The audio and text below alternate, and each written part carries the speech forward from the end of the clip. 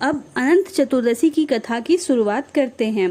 कथा इस प्रकार से है कि श्री सूत जी बोले, नैमिषारण्य में पूरे समय में गंगा तट पर महाराज युधिष्ठिर ने जरासंध के वध के लिए राज सूर्य यज्ञ किया था, जिसमें सभी राजाओं को बुलाया गया। उसी समय गांधारी का पुत्र दुर्योधन उस यज्ञशाला में आया। दुर्योधन वहां सूखे आंगन को जल से भरा देख वस्त्रों को उठाकर धीरे धीरे चला। उसे देख द्रौपदी आदि स्त्रियां हंसी और आगे जल के स्थान को सूखा समझकर दुर्योधन चलते हुए जल में गिर गया। उस समय संपूर्ण तपस्वी राजा तथा द्रौपदी स्त्रियों ने दुर्योधन का उपहास किया। यह देख दुर्योधन अत्यंत क्रोधित हो अपने माता पिता के साथ हस्तिनापुर को चला गया।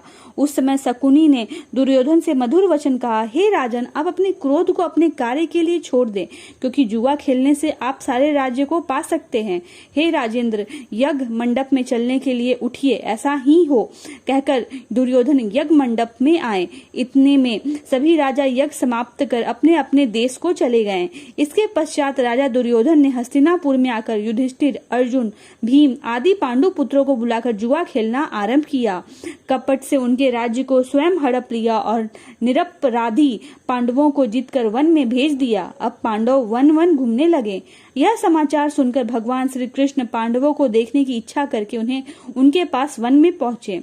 श्री सूत जी बोले, हे ऋषियों, वन में रहने पर दुख से दुर्बल पांडव जगदीश्वर कृष्ण को देख उन्हें प्रणाम करने लगे। युधिष्ठिर बोले, हे जगदीश्वर, परिवार सहित मैं बहुत दुखी हूँ। इस दुख के सागर से मुक्ति का उपाय बतलाइए। हे भगवान, किस देवता की पूजन से हम अपना राज्य प्राप्त कर सकते हैं, अथवा किस व्रत को करूं जिससे आपके प्रसाद से मेरा हित हो। श्री कृष्ण जी बोले, हे युधिष्ठिर, श्री अनंत भगवान का पूजन व्रत सभी पुरुष एवं स्त्रियों को करना चाहिए। सभी मनोरथों को पूर्ण होने के साथ सब पाप नष्ट हो जाते हैं। तब युधिष्ठिर बोले, हे श्री कृष्ण जी, आपने कहे हुए ये अनंत भगवान कौन है? क्या शेषनाग है? क्या तक्षक सर्प है? अथवा परमात्मा को अनंत कहते हैं? हे केशव, यह अनंत कौन है? कृपया कर हमें यथार्थ कहिए। श्री कृष्ण जी बोले, अनंत रूप मेरा ही है। सूर्यादि ग्रह और यह आत्मा जो कहे जाते हैं, और पल विपल, दिन रात, पक्ष मास, ऋतु, वर्ष, युग, यह सब काल कहे जाते हैं। जो काल कहे जाते हैं वही अनंत कहा जाता है। मैं वही कृष्ण हूँ जो पृथ्वी का भार उतारने के लिए अवतार धारण किया है और दुष्टों का नाश तथा साओं की रक्षा करने को वासुदेव के अंश में उत्पन्न हुआ हूँ। आदि ईश्वर तथा सृष्टि जो नाश करने वाले विश्व रूप, महाकाल इत्यादि रूपों को मैंने अर्जुन के ज्ञान के लिए दिखलाया था।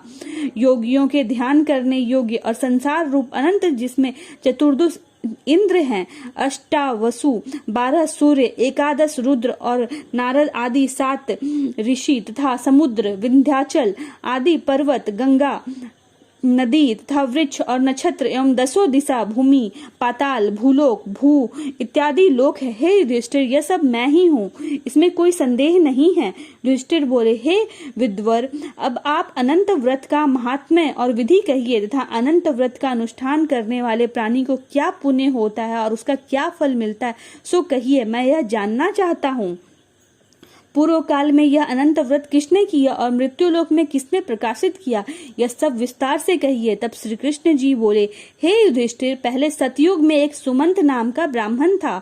उसने वशिष्ठ गोत्र में उत्पन्न भृगु की सुंदर कन्या दीक्षा का वेदोक्त निधि से विवाह किया। थोड़ा समय बीतने पर उसके गर्भ से उत्पन्न लक्षणों वाली कन्या उत्पन्न हुई। वह सुशीला शीला नाम वाली कन्या पिता के घर बढ़ने लगी। उसी समय शीला की माता ज्वर से पीड़ित हो पवित्र नदी के जल में गिरकर मर गई। उसके पश्चात सुमंत ने ब्राह्मण की कन्या से, जिसका नाम कर्कसा था, विधि पूर्वक विवाह किया। दुष्ट स्वभाव कर्कसा नित्य झगड़ा करने वाली थी। उसकी सौतेली शीला नाम की कन्या अपने पिता के घर में भीत पर